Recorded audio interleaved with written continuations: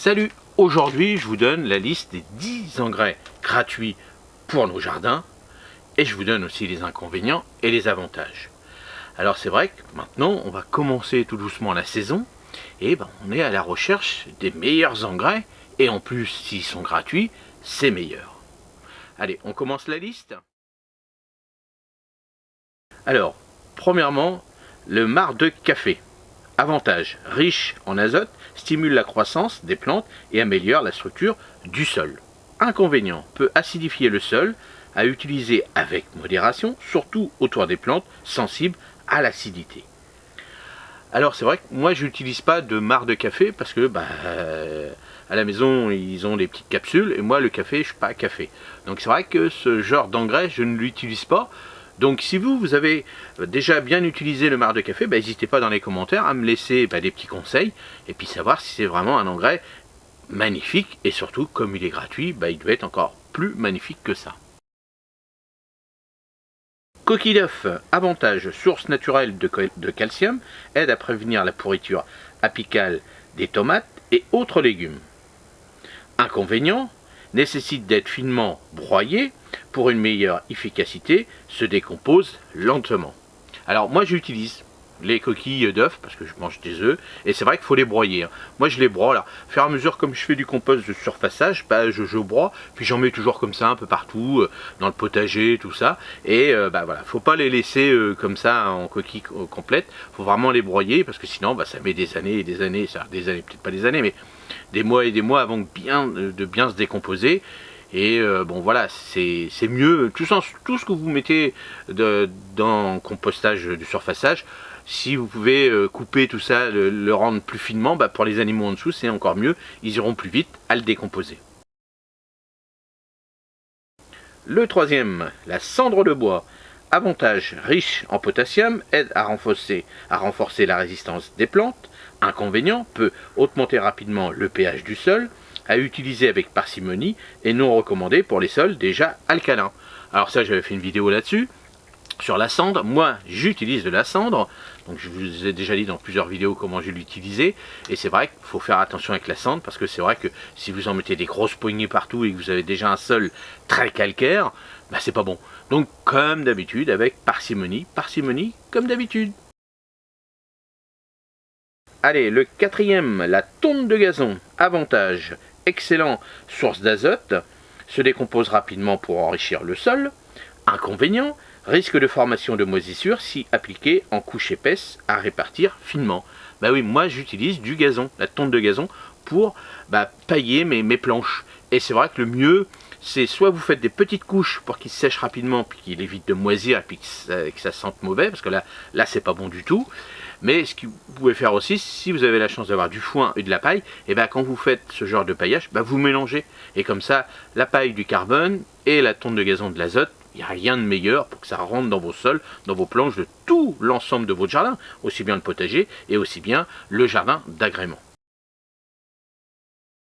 Le cinquième, les feuilles mortes. Avantage, améliore la structure du sol, apporte des nutriments lors de leur décomposition.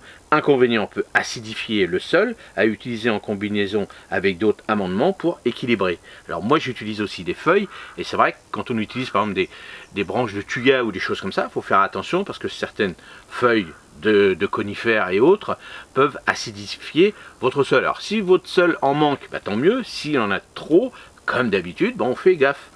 Le mieux aussi, c'est de mélanger les feuilles. Là, vous pouvez faire aussi, tout à l'heure, je vous ai parlé du gazon. Si vous reste encore des feuilles bien sèches, vous les mélangez avec de l'azote, c'est-à-dire feuilles marron carbone et azote vert. Donc vous mélangez et comme ça évite de faire Surtout les feuilles, vous avez vu, des fois, il y a des moments, ça fait vraiment du plaquage.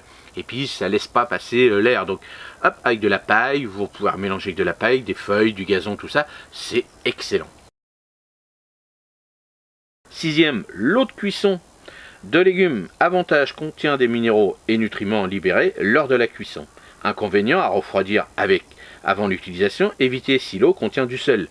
Alors moi j'utilise pas de l'eau de cuisson, c'est vrai que l'eau de cuisson, quand je fais de la cuisson tout ça, c'est vrai que je la jette et je pense pas. Donc vous voyez, j'ai découvert dans ce petit article on pouvait le faire, donc j'en avais entendu parler ça sans problème, mais c'est vrai que j'avais pas l'utilité de remettre ça dans un seau, puis dire quand je vais arroser mon jardin avec et tout.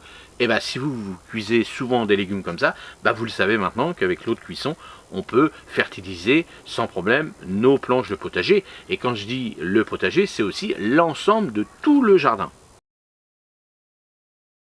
Septièmement, lombricompost. Avantage très riche en nutriments, améliore la fertilisation et l'aération du sol. Inconvénient, nécessite l'installation de lombricomposteurs et entretien régulier. Alors ça, je ne l'ai jamais fait non plus, et c'est vrai que voilà, c'est un autre compost. On met des vers de terre, des lombris, et puis on met ça dedans, et eux ils font tout le boulot, et puis après c'est vrai que ça grouille dedans, et on met ça. Alors c'est vrai que ça c'est le top, c'est ce qu'on veut nous dans nos potagers ou dans l'ensemble du jardin, avoir plein de vers de terre, plein de choses qui grouillent dedans pour fertiliser nos sols. Et ça, c'est vrai que voilà, c'est tout un petit montage et tout à faire, mais si vous avez le temps, si vous êtes passionné, allez-y, essayez, vous allez voir, ça marche super bien. Le huitième, le fumier. Alors avantage riche en nutriments, améliore la structure et la fertilisation du sol. Inconvénient, doit être bien composté pour éviter la brûlure des racines et la propagation des maladies. Bon, le fumier, on connaît tous, le bon fumier, et c'est vrai que, comme je vous dis souvent, évitez de le mettre vraiment frais, on appelle ça frais, vraiment sur les plantes. Si vous n'avez pas la possibilité de le laisser un peu décomposter, vous le mettez autour des plantes, et ça évite de faire pourrir. Quand vous avez des rhubarbes, des choses comme ça qui adorent plein de fumier, vous mettez autour. Et là, vous le mettez à cette époque-là, on est au mois de janvier, vous le mettez autour, et puis ça va rentrer tout doucement dedans, puis quand la rhubarbe va commencer, hop, elle va y aller, elle va avoir déjà plein de nourriture à ses racines, et puis là, ça va être le top. Mais c'est vrai qu'il faut faire attention, comme d'habitude, de ne pas trop en utiliser du frais. Il faut mieux le laisser dans un coin, si vous pouvez, dans un coin avec le compost par exemple, mais même faire un gros tas de fumier dans un coin, si ça dérange personne, il va se décomposer tout doucement, puis à faire en mesure, vous allez fertiliser l'ensemble de votre jardin, que ce soit le potager, l'ornement ou les fruitiers, si vous avez fait un verger. Le 9e, compost de cuisine. Avantage, transforme les déchets de cuisine en amendement, riche pour le sol. Inconvénient, requiert un compostage régulier pour éviter les odeurs et attire les nuisibles. Alors vous avez vu, depuis le début de l'année, depuis janvier 2024, il faut... alors, c'est pas une obligation de faire du compostage, ça veut tout dire. C'est-à-dire que comme vous ne pouvez plus mettre ça dans vos poubelles, qu'est-ce que vous allez en faire? Vous allez faire un compost. Donc moi ce que je fais, c'est du compostage de surface, c'est-à-dire à faire à mesure, je mets ça sur mes planches, ça ne me dérange pas du tout visuellement, mais c'est vrai qu'il y a d'autres personnes qui aiment bien avoir toujours un truc bien propre, donc ils font un compost dans un endroit, ils mettent ça, et le mieux c'est d'avoir trois bacs, 3 bacs pour pouvoir avoir les différentes sortes de compostage, c'est-à-dire du frais, du presque frais et du prêt pour remettre dans les pots, remettre dans le jardin, l'ensemble du jardin. Donc voilà, c'est ça aussi un petit peu l'inconvénient, c'est que ça prend un peu de place. Donc ça, vous faites comme vous voulez. Moi j'utilise le compostage, le surfaçage, et ça me va très très bien. Et bien sûr, j'en ai un autre coin dans mon jardin où j'ai un autre bac, parce qu'il y a des moments j'en ai trop, puis il y a des moments avec les cultures et tout, donc je peux pas faire autrement. Donc là j'ai un autre composteur où je laisse en tas, en fin de compte je m'en occupe même pas, puis en fin d'année hop, je remets un petit peu, là à cette époque là je remets dessus, parce que j'en ai pas besoin de l'utilité, et j'ai pas l'utilité tout de suite.